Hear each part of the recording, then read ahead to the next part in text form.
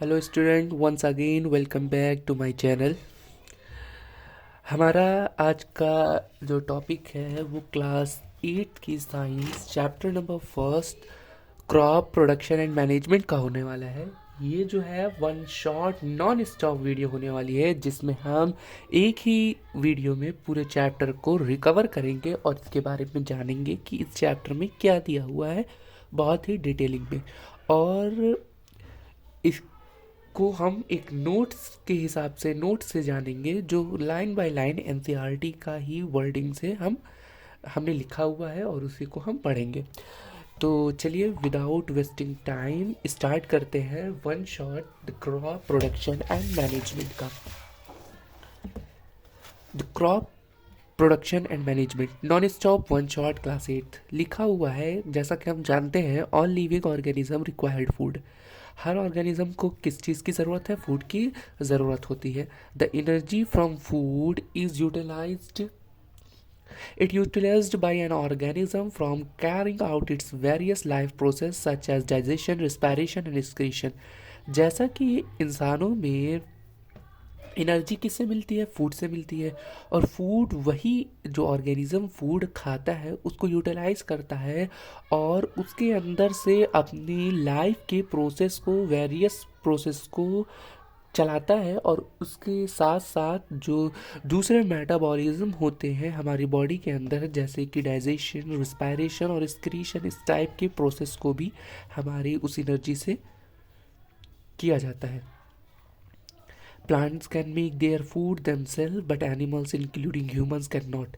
Plants जो होते हैं वो अपना खाना खुद से बनाते हैं, इसे हमें हमें मालूम है ये।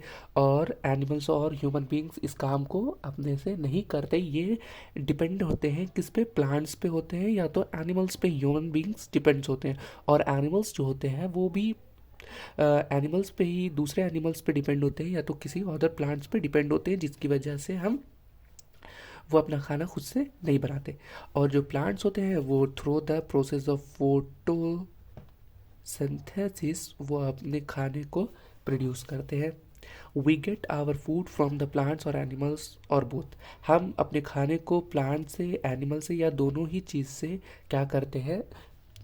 कैरी करते हैं। इन आवर कंट्री, हमारे कंट्री में 3 टाइप्स के जो हैं क्रॉप्स पाए जाते हैं मेनली। पहला है खरीफ क्रॉप्स, दूसरा है रबी क्रॉप्स एंड तीसरा है जैद क्रॉप्स। जैद क्रॉप्स और जैद क्रॉप्स कहा जाता है। खरीफ क्रॉप्स क्या होते हैं? तो crops which are grown in the rainy season. ऐसे क्रॉप्स जो रेनी सीजन में पाए जाए फ्रॉम जून टू सितंबर। जून से लेकर सितंबर के बीच में ऐसे क्रॉप्स को हम कहते हैं खरीफ क्रॉप्स। एग्जाम्पल के तौर पे उसमें पैडी आ जाता है, मैज़ आ जाता है, सोयाबीन आ जाती हैं और भी चीज़ें आ जाती हैं। रबी क्रॉप्स कौन सी क्रॉप्स हैं? वो क्रॉप्स जो ग्रो होती है विंटर सीजन में फ्रॉम अक्टूबर टू मार्च। ऐसे क्रॉप्स जो अक्टूबर से मार्च में ग्रो होते हैं उनको कहते हैं रबी क्रॉप। फॉर एग्जाम्पल जैसे कि वीट, ग्राम, पी एक्सेट्रा, ये सारी चीज़ें क्या है? रबी क्रॉप्स है। जैदी क्रॉप्स और इनको समर क्रॉप्स भी कहा जाता है। The crops grow in a summer season. ऐसे क्रॉप्स जो समर सीजन में ग्रो होते हैं उन्हें जैदी क्रॉप्स कहते हैं, जैसे मूंग, मस्क मिलन, वाटरमेलन एक्सेट्रा।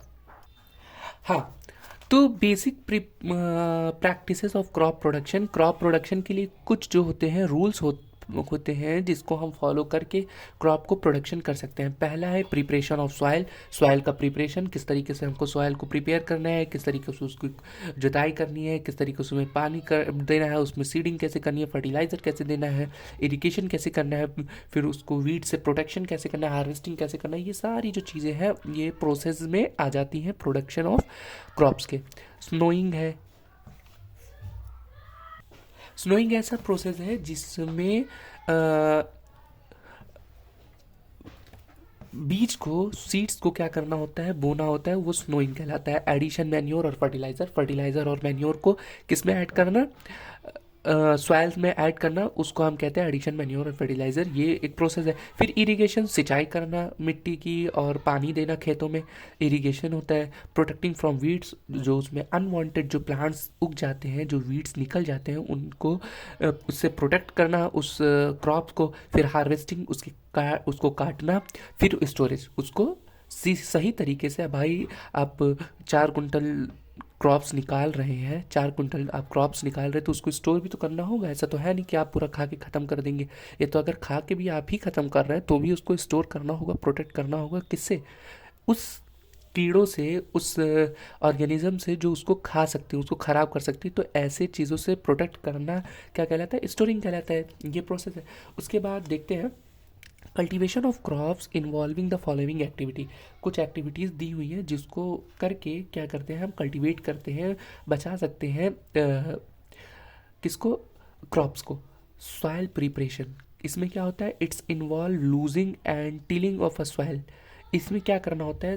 सॉइल को खोदना और उसको सही तरीके से जोतना क्या कहलाता है? सॉइल प्रिपरेशन कहलाता है। जैसे उसमें प्लगिंग हो गई और वाटरिंग हो गई। उसमें हल से या ट्रैक्टर से उसको क्या करना होता है? खोदना होता है और उसमें पानी देना। क्या हो गया? सॉइल का प्रिपरेशन हो गया। स्नोइंग अब क्या है? Snowing is the process of putting seed in the soil. Snowing वो प्रोसेस है जो पुट किया जाता है सीड को सॉइल सॉइल के अंदर, वो स्नोइंग हो गया। Adding manure and fertiliser, fertiliser और मैन्योर को किस में ऐड करना? मिट्टी में ऐड करना, सॉइल में ऐड करना क्या कहलाता है? फर्टिलाइजेशन और addition. The substance which are added to the soil, ऐसा सब्सटेंस जो ऐड होता है किसमें? सॉइल में, in the form of nutrients. किसके फॉर्म में? Form of nutrition to improve the production of crops. किसकी? ऐसी चीज़ जो हम करते हैं ऐड किसमें? सॉइल में। फॉर एग्जांपल न्यूट्रिशन बढ़ाने के लिए किसका? सॉइल का। तो उसमें न्यूट्रिशन को इम्प्रूव करते हैं और प्रोडक्शन करते हैं किसका? क्रॉप का। और फर्टिलाइज़र को ऐड करते हैं जिसमें सॉइल क्या हो? फर्टिलाइज हो और क्रॉप ज़्यादा उसमें से ग्रो हो। इरिगेशन, अब सिंचाई करने, सप्लाई ऑफ वाटर, क्रॉप में क्रॉप में जो है वाटर को देना प्रॉपरली। इंटरवल ऑफ टाइम, एक इंटरवल ऑफ टाइम में क्रॉप में किसको देना? पानी को देना। क्या कहलाता है? इरिगेशन कहलाता है। Protection from the weeding, weeding से प्रोटेक्ट करना। Weeds are the unwanted, weeds क्या होते हैं? अनवांटेड प्लांट्स होते हैं जो ग्रो हो जाते हैं along with the crops, crops के साथ साथ। It's remove is a must for the better growth, इसको रिमूव करना बहुत ज़रूरी हो, क्योंकि इससे अगर हम इसको रिमूव नहीं करेंगे तो हमारे क्रॉप्स की प्रोडक्शन सही नहीं होगी। ऑफ द क्रॉप्स, क्रॉप्स की प्रोडक्शन सही नहीं होगी। These can be controlled by a spring certain chemicals, इसको कंट्रोल किया जा सकता है कुछ केमिकल्स को स्प्रिट करके, छिड़क के। जैसे कि केमिकल का नाम है वीडिसाइड, लाइक 2,4-D, 2 को कर सकते हैं, 4D, ये सारी जो है वीडिसाइड्स हैं जिसको हम डाल के वीड्स को प्रोटेक्ट कर सकते हैं, क्रॉप्स को प्रोटेक्ट कर सकते हैं वीड से। हार्वेस्टिंग, अब हार्वेस्टिंग क्या होता है? This is the cutting of a crops, ये क्या है? कटिंग ऑफ क्रॉप्स है after the maturing of harvesting. जब हमारा क्रॉप्स एकदम मैच्योर हो जाता है, बिल्कुल सही तरीके से उग जाता है, निकल जाता है, उसके बाद जो उसकी कटिंग होती है उसको हम कहते हैं हार्वेस्टिंग। फिर स्टोरेज का काम है। It is the crops grain R be kept from a long time, ऐसे क्रॉप्स को जो हम बहुत लंबे समय तक रखते हैं, they should be safe from moisture, ये किससे सेव रहता है? मॉइस्चर से फ्री रहता है और इंसेक्ट से और रैट से फ्री होता है स्टोर करने के टाइम पर। अब ह्यूमस, ह्यूमस क्या होता है? Humus is the top layer of the soil, humus होती है सबसे ऊपरी लेयर ऑफ सॉइल की, सॉइल की सबसे ऊपरी लेयर को क्या कहते हैं? ह्यूमस कहते हैं। फॉर्म बाय द डिकेइंग और decomposes of organic materials like animals remain, sheets, leaves और डक्स ऑफ कैटल्स। ये किस चीज़ से बनता है? ह्यूमस, ह्यूमस जो है वो बनता है decomposition of organic material, organic material के सड़ जाने से बनता है, एनिमल्स के मर जाने से बनता है, पत्तियों के गिर जाने से बनता है, और डंक, गोबर और खाद से जानवरों के बनता है। Pesticides are the insects or rodents that destroy much of our crops, while thus it is necessary to save crops from the pests. पिट्स वो होते हैं जो हमारे क्रॉप्स को खाते हैं। जब क्रॉप्स ग्रो होता है, जिस टाइम हमारे क्रॉप्स क्या होते हैं? ग्रो होते हैं, और वो क्रॉप्स को जो खाते रहते हैं, वो सड़ाते हैं, ऐसे इंसेक्ट्स को हम क्या कहते हैं? पिट्स कहते हैं। इनसे हमारे क्रॉप्स को बचाना बहुत ही ज़रूरी है। इम्पॉर्टेंट एग्रीकल्चरल टूल्स, कुछ टूल्स हैं जिससे हम एग्रीकल्चर करते हैं। Plug, this is used for tilling the soil, ये इस्तेमाल किया जाता है टिलिंग, सॉइल को खोदने के लिए। Adding fertilizer to the crops में फर्टिलाइज़र डालने के लिए भी इसका इस्तेमाल किया जाता है, ताकि हम मिट्टी को उधर से खोद के उसके अंदर फर्टिलाइज़र ऐड करते। रिमूविंग ऑफ वीड्स जो हमारे अनवांटेड प्लांट्स निकल जाते हैं क्रॉप्स के साथ, उसको भी रिमूव करने के लिए भी किया जाता है। स्क्रैपिंग ऑफ सॉइल को ऊपर नीचे करने के लिए भी इस्तेमाल किया जाता है, और भी बहुत सी चीज़ों में इस्तेमाल किया जाता है। This implement is made of would and drawn by the pair of bull, इसको बनाया जाता है एक वुड की लकड़ी होती है, और उसके साथ कुछ लोहे की मुड़ी हुई, इस तरीके से मुड़ी चीज़ें निकली होती हैं, और पेयर ऑफ बुल, दो बुल के साथ ये क्या होता है? अटैच होता है। हम इसकी पोस्टर जो है एनसीईआरटी के बुक में देख सकते हैं। ये प्लग, ये जो है इसको कहते हैं प्लग, ये लोहे का है, ये हिस्सा जो है लोहे का है, और ये जो है वुडी है, और इसके बीच में पेयर ऑफ जो है बुल है, और इसके बीच में इसको लगा दिया गया। और ये जब ये भैंस जो है, ये सांड जो है चलती रहती है, और वो मिट्टी को ऊपर नीचे करता रहता है, और प्लगिंग होती रहती है। ठीक है। हो, it is used for removing weeds and for losing the soil, ये क्या करता है? सॉइल को लूज करता है और रिमूव करता है वीड्स का रिमूविंग का काम भी इसका है, और सॉइल को ढीला करने का भी काम हु करता है। और हु की इसमें पोस्चर हो तो देख लिया जाए। हाँ, ये हु की है, हु इस तरीके से कुछ दिखता है, और इसको भी यूज़ किया जाता है वीड्स को रिमूव करने के लिए और सॉइल को लूज करने के लिए। कल्टीवेटर क्या होता है? यूज्ड फॉर प्लगिंग, इसको इस्तेमाल किया जाता है प्लग करने के लिए। It drive bye a tractor, और इसको चलाया जाता है ट्रैक्टर से, ट्रैक्टर के पीछे लगा दिया जाता है। आज हमारे जो इस वक्त जो है यही ज़्यादातर चलता है हमारे वहाँ, इसको ट्रैक्टर के पीछे लगा दिया जाता है, और ये ट्रैक्टर के पीछे ट्रैक्टर चलती रहती है, और उसके पीछे कल्टीवेटर चलता रहता है। Use for cultivate save labour and time, और इससे क्या होता है? लेबर भी बचते हैं, टाइम भी बचता है, और जल्दी काम भी हो जाता है कल्टीवेटर से।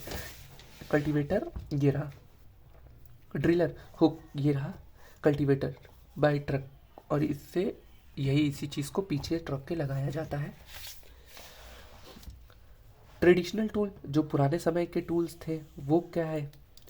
The tools use traditionally for swing seeds is shape like a funnel, ऐसे जो होते थे, जो मिट्टी के अंदर बीज को डालने के लिए जिस टूल का इस्तेमाल किया जाता था, वो फनल टाइप का कुछ इस तरीके से हुआ करता था।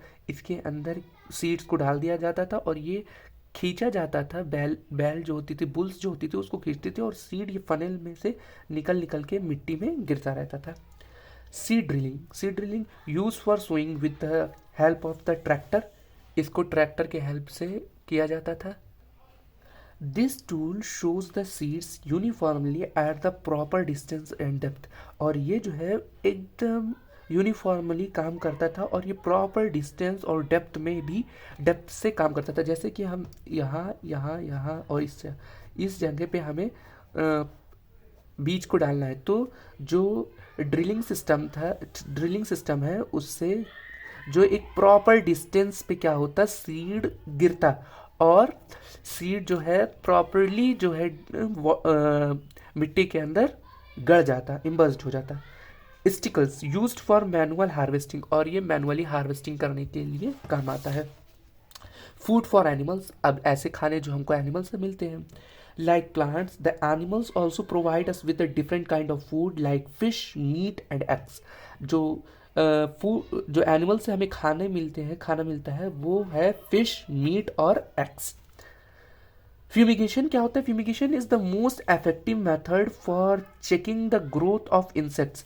फ्यूमिगेशन ऐसे मेथड है जिससे हम चेक करते हैं इंसेक्ट्स की ग्रोथ को, जो प्रोवाइड करती है स्मोक और chemical in the gaseous state without the affecting grain, बगैर ग्रेन को नुकसान पहुंचाए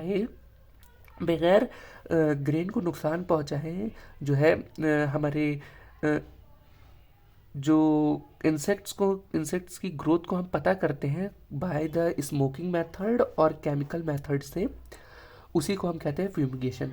एनिमल्स हस्बेंड्री क्या होती है? Animals retailed at the home और एन अ फार्म, ऐसे एनिमल्स जिसको हम पालते हैं घर या फार्म पे, have to be provided with a proper food, जिसको हम देते हैं एक प्रॉपर फूड, शेल्टर और care. When this done on the large scale, और जब इसको लार्ज स्केल पे किया जाता है उसको कहते हैं एनिमल हस्बेंड्री। चाहे वो काऊ का हो, चाहे गोट का हो, चाहे वो बुफेलो का हो, चाहे वो हैन का हो, चाहे वो फिशेस का हो, किसी भी चीज़ की जो एनिमल्स को पैदा किया जाता है या देखभाल की जाती है उसे हम कहते हैं एनिमल हस्बेंड्री। क्रॉप्स क्या होते हैं? When plants of the same kind, एक तरीके के प्लांट्स जब लगाए जाते हैं और एक ही जगह पे वो ग्रो करते हैं और regular manner on the large scale, और एक मैनर में, जैसे कि हमने खरीफ रबी और इसके क्रॉप्स देखे, ये क्रॉप्स एक इंटरवल ऑफ टाइम पे उगाए जा रहे हैं और काटे जा रहे हैं, तो उन्हीं को क्या कहते हैं? क्रॉप्स कहते हैं। एक manner, regular interval of manner में उसको उगाया जाए और काटा जाए, ऐसे जो प्लांट्स ग्रो होते हैं उनको हम क्या कहते हैं? क्रॉप्स कहते हैं। फर्टिलाइजर क्या होता है? Fertilizer are the chemical which are rich in particular nutrients like nitrogen, phosphorus और पोटेशियम। ऐसे केमिकल्स होते हैं जिसके अंदर ज़्यादातर न्यूट्रिशन पाए जाते हैं, नाइट्रोजन पाया जाता है, फॉस्फोरस और पोटेशियम पाया जाता है। Garners, the harvested grains usually are stored in a huge storage. जो हम अब क्रॉप्स को काट लिए और हार्वेस्ट कर लिए हैं, ऐसे ग्रेन्स को जो हम स्टोर करते हैं बड़ी मात्रा में after their proper dried in a sunlight, और जब वो सूख जाते हैं अच्छी तरीके से सनलाइट में, उनको जो स्टोर किया जाता है उसको हम क्या कहते हैं? ग्रेनर्स कहते हैं। आपका यही चैप्टर था, चैप्टर नंबर फर्स्ट। इसका वन शॉर्ट वीडियो यहाँ होती है कंप्लीट। हमने पूरे चैप्टर को इसमें रिवाइज कर लिया है, और कुछ इम्पोर्टेंट क्वेश्चंस जो एनसीईआरटी से पूछे जाते हैं, जैसे कि इरिगेशंस का पूछा जाता है, और ये modern method of irrigation, sprinkling system, drilling system, ये सारी सिस्टम्स को पूछा जाता है। और ये जो कीवर्ड्स इधर दिए हुए हैं इनको बहुत ही अच्छे तरीके से, प्रॉपर तरीके से याद करें, इसे भी पेपर में पूछ लिया जाता है। और यहाँ explain how the soil is affected, continuous planning of crops in a field, ये भी क्वेश्चन आपके लिए इम्पोर्टेंट है, और बुक से भी क्वेश्चन बना के दे दिया जाता है जो आपके पेपर में आ सकते हैं। तो इसलिए आप बहुत ही अच्छी तरीके से अपनी प्रिपरेशन करें, बुक से करें, नोट से करें, और जो क्वेश्चन आपके एक्सरसाइज में दिए गए हुए हैं उस एक्सरसाइज क्वेश्चन को भी आप बहुत ही अच्छी तरीके से करें। आपके पेपर से 1-2 दिन पहले हम ऑनलाइन हम लाइव आएंगे और उसमें हम बहुत से क्वेश्चंस को कराएंगे। तो जब तक के लिए आप हमारे चैनल को सब्सक्राइब कीजिए, वीडियो को लाइक कीजिए, और मिलते हैं आपके फिर एक वन शॉट वीडियो में नेक्स्ट चैप्टर के लिए। तब तक के लिए आप इस चैप्टर को पढ़िए और अपना ख्याल रखिए। Bye bye.